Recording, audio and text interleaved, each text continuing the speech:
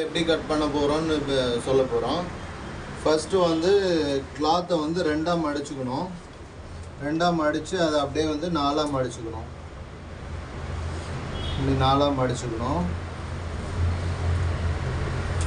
Layer வந்து 4 layer இருக்கணும். 1 2 3 4 4 layer இருக்கணும். ஃபோல்டிங் நம்மளை பார்த்த மாதிரி இருக்கணும். கரை பாகம் நமக்கு ஆப்போசிட்டில் இருக்கணும். ஃபஸ்ட்டு வந்து மேலே மடிக்கிறதுக்கு 2 இன்ச்சஸ் வைக்கணும். மேலே மடிக்க 2 இன்ச்சஸ். இது வந்து எலாஸ்டிக் போடுறதுக்கு. எலாஸ்டிக் வேணுனாலும் வச்சுக்கலாம், நாடா வேணுனாலும் வச்சுக்கலாம். வச்சுட்டு இதில் வந்து ஹைட் ப்ளஸ் 1/2 இன்ச்சு, லென்த்து வந்து 28 ப்ளஸ் 1/2 இன்ச் சேர்த்து 28.5 வச்சாச்சு. அதுக்கப்புறம் இதுலேருந்து இது வரைக்கும் சீட் எவ்வளோ இருக்கோ அதை 3ஆக பிரித்து அது கூட 3ஆக பிரிக்கணும். சீட்டு வந்து 34, அதை 3ஆக பிரிக்கணும்.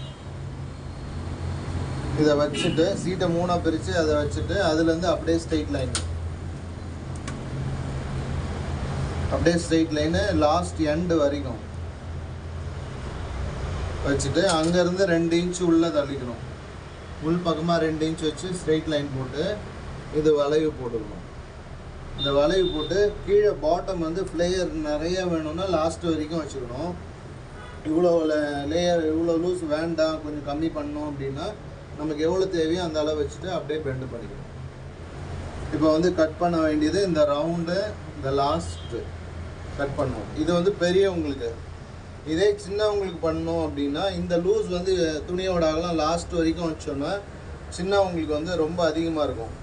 அதுக்கு என்ன பண்ணணும், அதே தான் மேலே மடிக்க 2 இன்ச்சஸ்ஸு, ஹைட் ப்ளஸ் 1/2 இன்ச்சு. இங்கேருந்து சீட்டை 3ஆக பிரித்து எவ்வளோ வருதோ அது வைக்கணும். இங்கேருந்து இருக்க மெஷர்மெண்ட் லாஸ்ட் வரைக்கும் பெரியவங்களுக்கு. சின்ன பசங்களுக்குன்னா இங்கேருந்து இது வரைக்கும் சீட்டில் 4ல் ஒரு பாகம் ப்ளஸ் வந்து 1 இன்ச் வச்சுக்கணும். வச்சுட்டு அங்கேருந்து 2 இன்ச்சு தள்ளி அதை வச்சு இந்த வளைவு போட்டுக்கணும். இது வந்து சின்ன பசங்களுக்கு. இது கீழே ஃப்ளேயரு. இது சின்ன பசங்களுக்கு, இது பெரியவங்களுக்கு. இப்போ பெரியவங்களுக்கு கட் பண்ண போகிறோம். இந்த ரவுண்டு லாஸ்ட்டு.